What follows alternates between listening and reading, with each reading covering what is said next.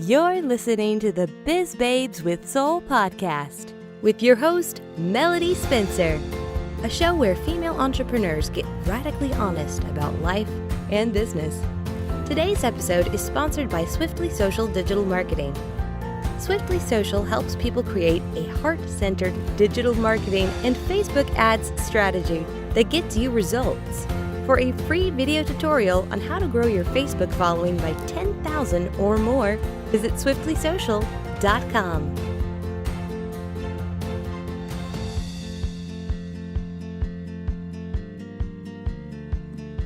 Hey guys, welcome to the Biz Babes with Soul podcast.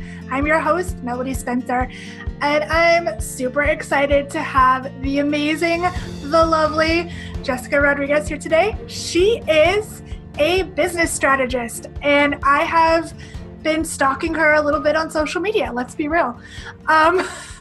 So we have been Facebook and Instagram friends for a while, but I really loved her energy and loved what she's had to say. So I was like, you have to be on my podcast.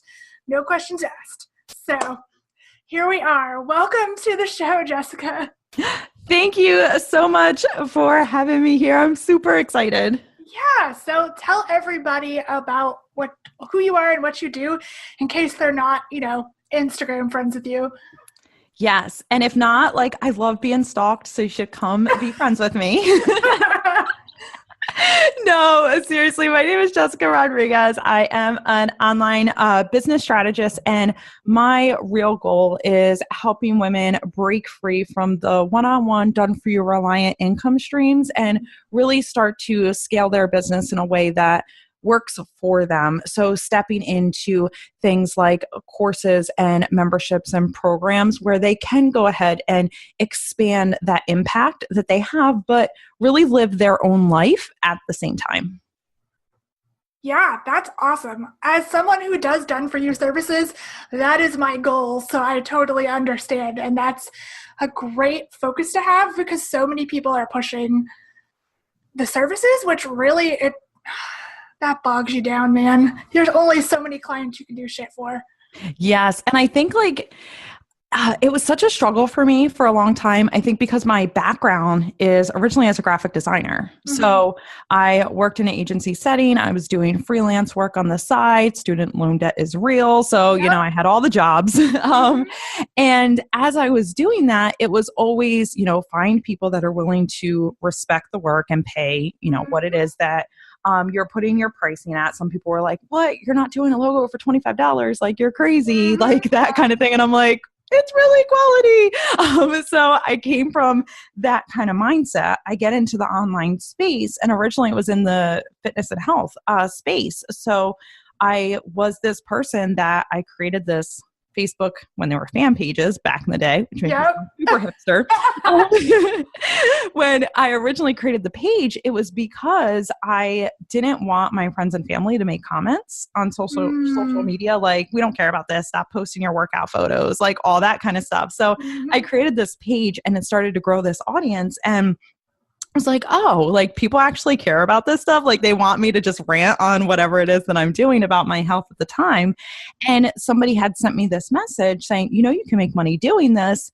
I'm like, no, you can't. People make money. This is online. I just had no idea what was actually available.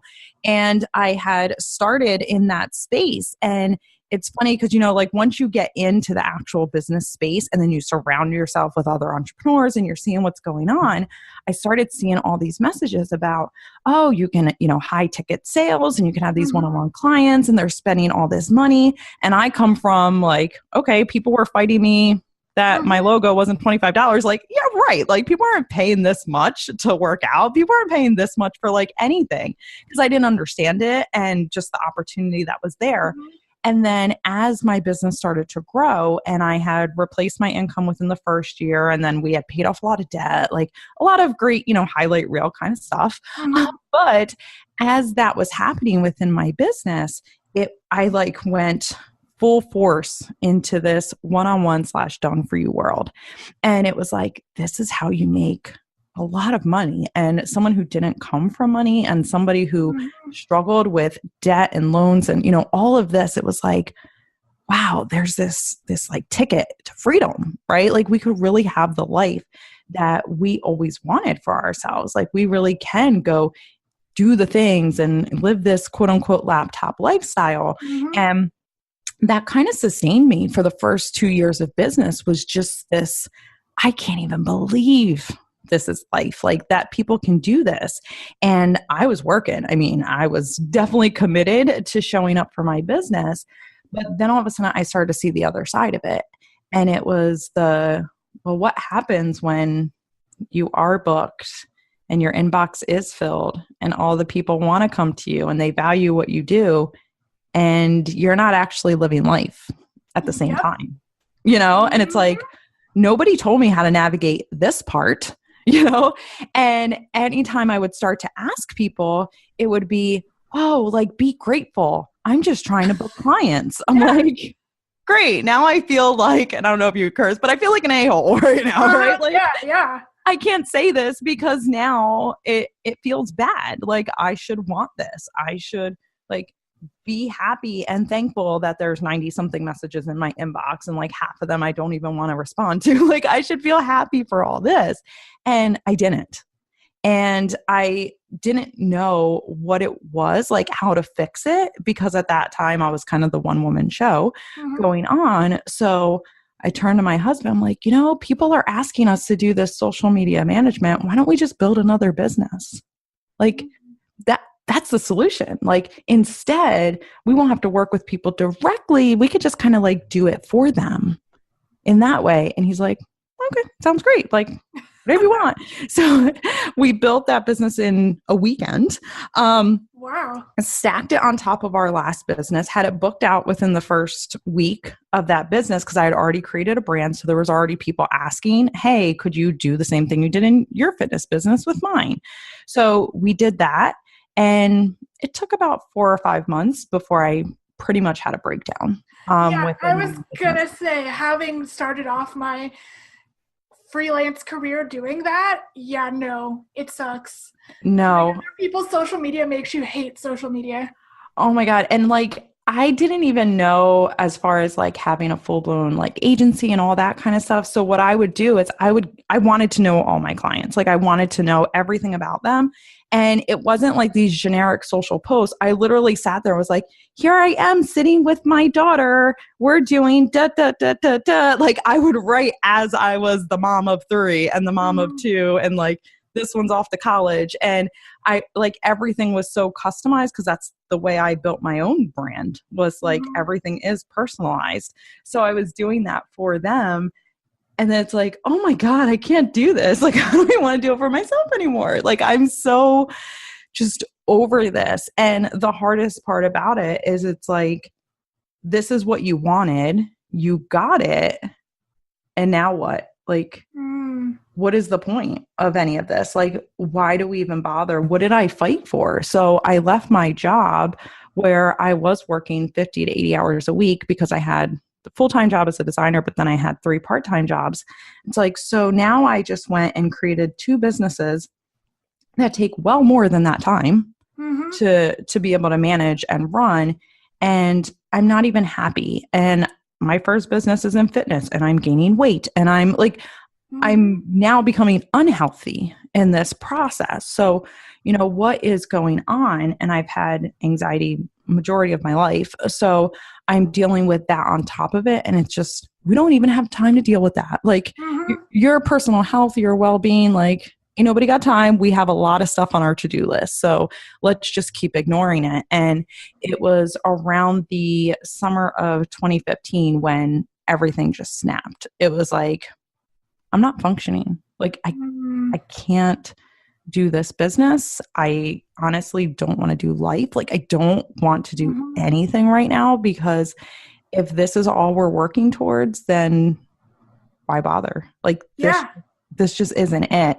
And I think a lot of it is we have to be so careful. And I didn't know at that time of like who we surround ourselves around and what messages are being spoken into our lives, intentionally or not, every single day. And everything around me was just like, push harder, more, nothing's enough. Like 6 isn't enough. You need to go to 7, like we just need to keep going. And it got to the point where I go, wow, people who used to say, the money isn't the end all be all. I used to always say, oh, it must be nice when you have it, right? Like to say that, like that was my mentality. And then when I hit there, I was like, this is what they mean.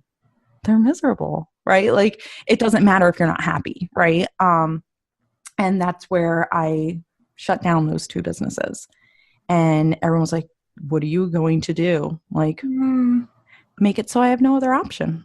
Like, I'm going to make a different business. That's all I know how to do, apparently, is make businesses. So how did you pull yourself out of that dark time? Because as someone who's been there, done that, had that, I deal with anxiety and depression all the time. Like, how did you really pull yourself out of that darkness? That was it just closing down the businesses, or did you do, other things? Yes. So oddly enough, at first, I thought the answer was, let's just start again. Right. Let's start the business. And I remember it was my birthday actually, that year, because my birthday falls in August. So it was during that summer. And I told my husband, this will be the last all-nighter I do. The last one, I promise. If I can just get this website up for the Daydream Achiever brand, if I can get this site up, I'll take care of myself. Like I will learn my lesson. And I didn't know really anything about mindset. I knew some about personal development, but not to the extent that I do now. And I decided to create this brand around like, what is the real dream, and me figuring it out along the way. So, okay, I'm going to create a business around, yes, I can help you to create a business, but I need to lead by example in kind of having what I want. And there's a quote on my board that somebody told me right around that time. And it was, if you're going to preach freedom, you better be free. So I was like, okay. So we're going to, okay. So as I was going through this whole period and trying to figure out, okay, what's next? And I just assumed, it's one of those things you're going to keep repeating the lesson until you learn from it. And at that time it was like, okay, just create a different business and do it differently. So it's like, okay, because obviously I've proven that works. So it was just like the hope that pulled me out of it. So it's that like the hope it will be different this time. And like I'm taking action to make it different was the only way for me to do that, where I really did get to a point where I was sitting on the couch and I was telling my husband, like, I don't know if I'm going to make this. Like, I don't know if I'm going to make it through it. And that's a very scary place to be. But it was something I hadn't experienced probably since like my early 20s. And to be there in business where it just feels hopeless, it was, I have no choice but to change. And even the thought of like, we're going to change it. We're going to create something different. We're going to create what you always wanted, and like actually allow yourself to just do what you want, which I didn't realize until that point. I never gave myself the freedom to do that. And that hope alone is what pulled me out. Like just to know that, wait, we're going to try again. We're going to pick up, we're going to try again. And as I started to create this business, at first I would keep like falling back, like into old ways, working a lot, really kind of, doing this hustle just for the sake of it, not, intentional by any means. But since my husband had seen what I went through during that summer, and when it was just like, I can't do this anymore, he would come in and literally close my laptop at certain points. So he would just walk in the room and be like, you're done, and close it. Because it was like, okay, now it's time for bed. Like I had to relearn what a normal bedtime was. And, all these things that it sounds so trivial when you think about it, but it really was my life. Like I needed to kind of reprogram myself out of the past few years in my business. And even when it came to my inbox, it's like, we're just not going to answer, or we're going to bring in a VA and have them start answering it. And those steps were so hard for me. So I'm like, what are people going to think about me? Like, am I too good for this? And like all of this was circling around, and I just kept thinking, you no longer have a choice. Like, you can't function the way you were doing. Obviously it was not working. And every time I just kept like holding on to this hope, like, you're going to make a business you love. It's not going to happen overnight, but we're going to make this time right.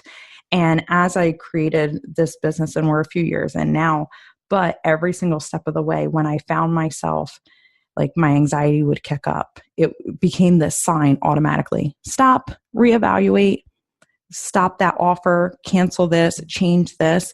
So this whole business has been about this like evolution and this unapologetic sense of just do what you want. Like just put yourself first. So it was okay. First, I was taking on one-on-one clients and I saw I started getting booked out quickly, just like it happened before. And I was like, okay, we're getting booked out quickly. I don't like this. I don't like the feel of it. What do we do to change this? Like, okay, let's start infusing different offers in our business. Okay, at one point I shut off all one-on-one work, like, and then I brought it back in a different way. And just like having this freedom and flexibility to run this brand however I want. And it's evolved so much over the years that it has wound up becoming the blessing I wanted it to be. And I think sometimes it is like making that decision of, no, this time it's going to be different. And I'm going to tell other people, which I never did earlier in my business, like have friends that are accountable or will keep you accountable to your own stuff. So it's like, hey, you seem like you worked a lot today. Did you work out? You're like, crap. Yeah. Sure didn't. And then like just checking in on different things. So if I was complaining, oh, I feel so overwhelmed. Well, why is that? Well, because I have all these things. Do those all really need to be done? Like, true. And then it became my default. But at first, I needed to get myself around people that were working business differently. So any mentor I took on, I needed to make sure they not just had like a business result I wanted, but they had the life I wanted too, which became a totally different decision-making process where before it was like, you're doing big things. I want to do big things. I'll work with you. And now it's like, no. I need to know what the backstage looks like before we even play this game. And then I can go in and like truly get the most out of that mentorship and really grow. And investing in mindset was huge for me as well, because I can strategy all day long. Yeah, because honestly, like there's so many mentors out there who are all about the hustle and the grind, and that's just freaking exhausting. Like it really is. To just, like you said, I the reason I was just like, to everything you were saying is because that has been my life as well before. Just working all the time, trying to hustle, and then being like, cool, I am working more than I did in a regular job. Awesome. That's not what I wanted for my life. And that's really the thing. And I think maybe this is something, I don't know if it's an evolution we all have to experience ourselves, as much as we'd love to be like, listen to me now, don't fall into that, that trap. Like sometimes you have to like go through it. But at the same time, I think a big issue with this is that people are being sold into businesses that aren't actually the vision that they have for themselves.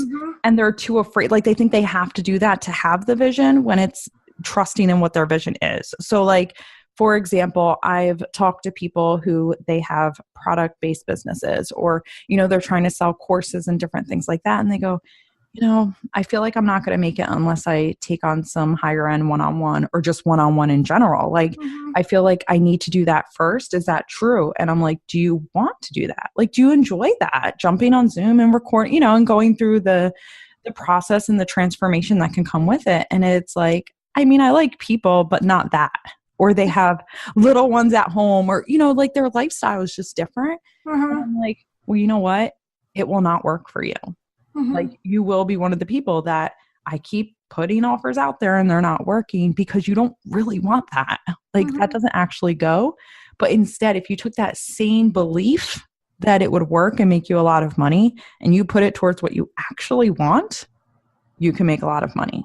Yeah, you really have to be aligned with what you want out of life. And I think so many people think like, oh, well, this expert told me I should do drop shipping, or this expert told me I should be a social media manager. You're just following what the quote unquote experts say, and you're not at all thinking about what makes me happy, what do I love doing, who do I love talking to? Because if you're aligned with that, then it's not going to feel like drudgery and work, and like you are going to have to work because it's work, but you'll have fun doing it and it'll be easy. It won't feel like this weight is bearing down on you. Yes. And it's that like self-awareness that starts to come in as well. And because I know like we can be real open here on this podcast, I'll tell you, I was like looking for a newer mentor. I had come out of a year-long mentorship, and it's like, okay, like, you know, I've worked with a good amount of people that I've really wanted to work with. I'm just kind of like, you know, I feel like that, like the free agent, right? So I'm like looking around, and I was on with someone, and amazing business, everything, but you know, you learn how to ask better questions as you grow in business. And one of the things was I mentioned that I do have a membership. I truly enjoy it. Is it the biggest moneymaker in my business? No, but it's okay. Like it just feels so good for me that I know it's going to grow. Like that's not really the question. And I mentioned that because I want to know either if she ran a membership or if she's worked with clients who, you know, has that experience. And she said, you know, I think memberships are really just like a waste of time and energy. I have one. It's like, it's not that easy to sell. And I just find that you'll do a lot better if you sell off the courses in the membership type of thing. And I was like, you know, I respect that. I do. But I'm also in a place in my business where I now know that's not the right fit for me. Like this mentorship isn't going to be the right fit because this is the direction that I'm going in. And it's not that I'm unteachable, but I know anything in business works if you, one, are aligned for, and two, are willing to show up and do the work. So this feels so good to me that I know the positive proof is out there a million times of people running membership sites. That's not really, an issue, but because I want to do it and I know my personality and how I operate, I just know this isn't the right fit for a mentor. So, okay, I talked to somebody else. She has a very sizable membership and, you know, said the same thing. Yeah, it's going to take work as long as you enjoy X, Y, Z and this, like, yeah, we can totally strategize that. And that's where I'm leaning, right? To start going into this next avenue of my business. And it was just such a great realization where if this was a few years ago, I would have went, oh yeah, I should just cancel that membership. It's definitely not going to work. She's right. Like I should just sell off these courses and like, you know, do this kind of thing. And I'm like, at this point, no, that doesn't feel good. What feels good is having this community of women that are on the same level and, you know, that type of thing. And that trust is something that it's so priceless because you have to develop it, you know, for yourself and like really be willing to run something for 90 days, 120, like keep doing these rounds to see, is this offer really connecting before just listening to somebody else, whether you should do something or not. Yeah. Absolutely. That's 100% true. And a lot of people just don't have the patience, or again, they listen to the quote unquote experts and they just say, oh, I need to do this even though I don't like doing it. If you don't like doing it, that energy is going to come across and it's not going to do well. Yes. And something that I started to implement probably about a year ago, I think, for myself that I'll share with you guys, because I think for me, it's been like this very easy decision-making process that I take myself through with anything in my business. It's just a matter of trusting it. So it is like first thing right away. It's like, does this feel heavy or light? Any offer, any social media strategy, any person I'm hiring, like regardless, if you know it's heavy, it already says you need to explore something in it. Where if you're working from things that are light, putting in the work is not the issue. It's just like, I want to do this. I'm so lit up by creating this content or, you know, doing these actions. So I always check that. And as soon as something's heavy, it's like, okay, I know I'm stubborn. I need to go to the next layer of questions here because I need to make sure what's going on. And that's where I start to ask myself, okay, so is this action, let's just like look at it from a business standpoint. Is it giving me an ROI? So a lot of times we find that we're keeping things that aren't even giving us a return. So it's like, either way, you're losing. You're not happy with it, and it's not even bringing you what you want. So I've done this with like a free Facebook group that I used to have. And it was like, actually, I'm making sales through my funnels and through pop-up groups. So then why am I keeping something that feels heavy and isn't giving me an ROI anyway? You know, like as much as it used to, at least at the time. So like going through that. And then like the third one that became the kicker for me. And I feel like your audience, same way, like very like purpose driven. We want to serve people, and asking myself, does this truly serve my audience? And sometimes I found that the answer was no, because I wasn't excited about it anymore. Yep. 100%. You know?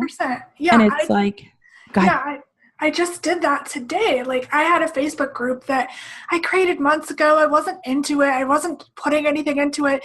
Nobody was joining because my heart wasn't there. And today I just closed it and started a new one for the podcast. And I've already gotten like 20 people in there. Everybody's excited. I'm excited. And it's because that's where my intention is and my alignment is. So you just need to cut off the dead weight sometimes. Yes. And it's like so hard. And then you think about it, you look back a year later and you're like, why was I so worried? It's fine. Right. But in that moment, you're like, what am I doing? And when I started like going through this little process for myself, I realized just how much I was able to get rid of. And even now with like courses in my business, I'll get to a course. And if I evaluate this way, it's like, okay, it feels heavy. Is it giving me an ROI?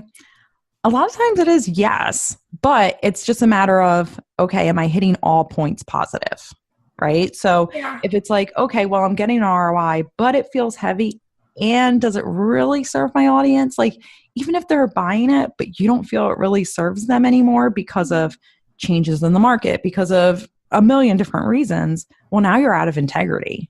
Yeah. So, you know, once I went through that, it's like, oh man, like if this doesn't win on all 3 points, I need to let go of it in my business. Like it really started to make things a lot clearer for me and a lot like more simplistic, where we all want this simplicity, but then we throw 80 million things at ourselves in our business. So if I could just run my decisions through this, I could easily see like, wait, this doesn't truly serve. Or for me, like at points with one-on-one, I'm like, I need to cut it because I don't feel like I'm showing up as my full self. So I'm not serving anyone, regardless of if it gives a ROI. Like it doesn't freaking matter. It's not really serving in the way I want to, and it feels heavy. So you can do that with pretty much anything in your business. Yeah. That's awesome. Yeah, that I totally get where you're coming from. And I hope that everybody, if you don't take anything else away from this podcast, it's that you need to be in alignment with what you're doing, and you need to cut off the dead weight of things that don't serve you. Yes. And I just have to say, if anyone is hearing this and they're like, oh, alignment, that word, right? Yeah. Okay. So I am like strategist through and through. It's like opposites attract. So like all the biz besties are like mindset coaches and, you know, things like that. And we're always balancing each other out. And I am still that person that's always like, hey, somebody explain this to me. Somebody explain this. Like when it comes to like some of the more like getting alignment and what does that mean? And like all of that kind of stuff, it's things that even if it feels like uncomfortable or you're not quite sure of it, like just be open to learning. Like be open to leaning into how can I learn more about myself? How can I learn more about how I operate and what I really want? And ask people that know more than you do. Like, don't be afraid to ask for what you need. So, I mean, I have had to learn just like the art of receiving.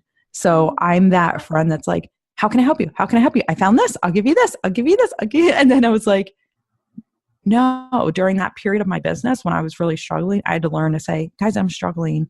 Can you keep me accountable when I say this, but do this?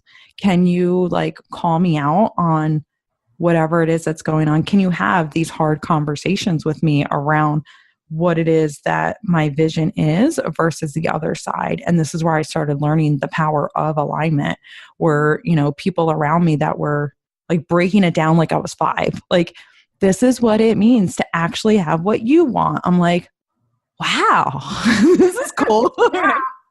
And instead of just like do, like through life, it was this like slow down to speed up type of effect. And I had to learn that from people around me before it became my second nature. So there could be people listening. It's like, yeah, I'm definitely into, honoring myself and I want to be better with that, but I kind of struggle because I'm more left brain thinking. If that's the case, like, no, you can absolutely fuse the two together. Like you can still be that doer in your business, but have the other side as well with the ease. Yep, absolutely. Because I'm the same way. I'm a strategist, but also I'm creative. And I need a little bit of that woo-woo-y, like personal development stuff. That's what keeps me sane. So I totally understand. Yes. And I'm always, I'll let them know. I'm like, wait, that's too far over. Yeah, like, sometimes you went over the line with me. Like, that one's too much. To my ghost child inner self, like I'm like, okay, no. Okay. Yes.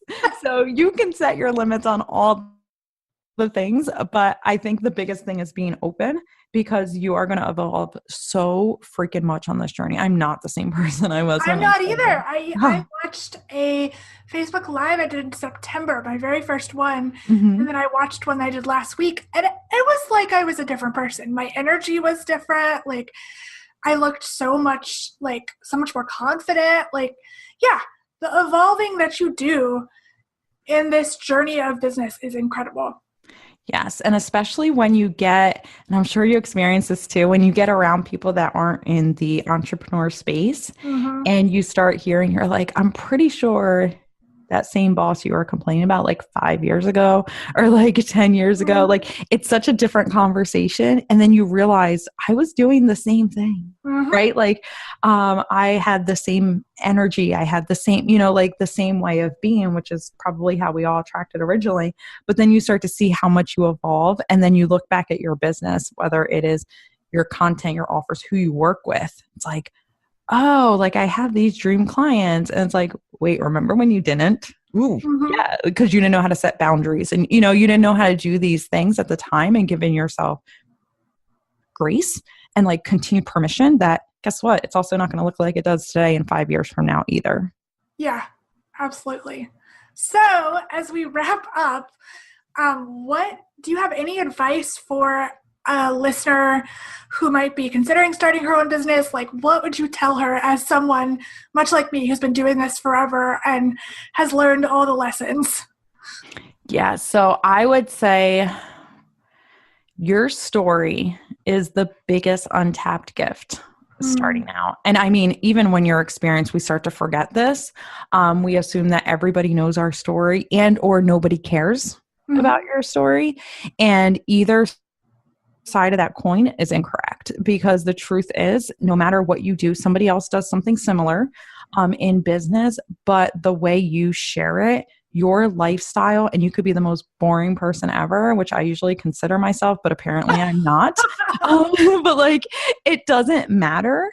It just matters that you're out there trying and you're sharing it genuinely. So like, yes, share the weird things you like behind the scenes of your business. Like share those things because that's actually what's going to allow not only you to grow really fast, but to grow a connected audience to you and like just trusting in that story and letting it out. It's very nerve-wracking for all of us. Trust me. Yeah, it is. It's really scary, but the more vulnerable, the more like fun you just have with it and let people see the real you, that's who's going to connect with you. Those are your dream clients. Those people are going to be like, man, I want to be your friend. That's how I felt about Jessica. I was like, oh my gosh, she's so fun. We have to be friends. Like, let me stalk her online.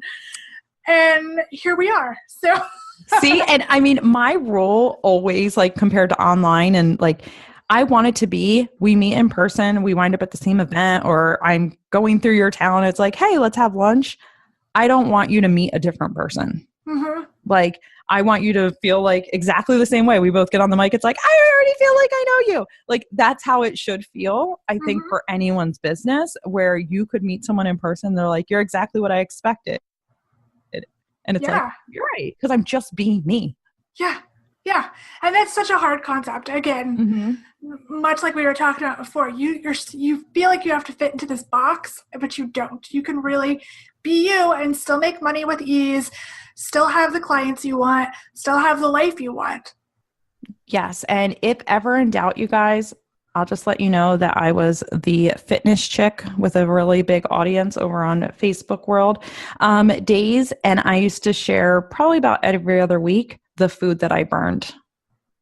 And it was still working because that was my life. So it was like, if I know how to cook this, you can too. Like that's what my brand was around. And because I don't like cooking. And I used to question that. I'm like, I feel like I'm not allowed in this space and I'm not making like these delicious, like Instagram worthy photos. And I'm like, well, that's not me. So here's what you get. If I can make it, so can you. Let's do this. That's awesome. So if anybody wants to get in touch with you and learn more about what you do, where can they find you? Yes. So I am hanging out at thedaydreamachiever.com. If you want to follow me over on social, which Instagram, my jam, these days, you can head over to the Jess Rodriguez. Yay! Oh my gosh, this was so much fun. I'm so glad that I finally had you on my podcast. Yes, this is exciting. Thank you. Yeah. Well, thank you guys for listening. And until next time, we'll see ya. Bye. Bye.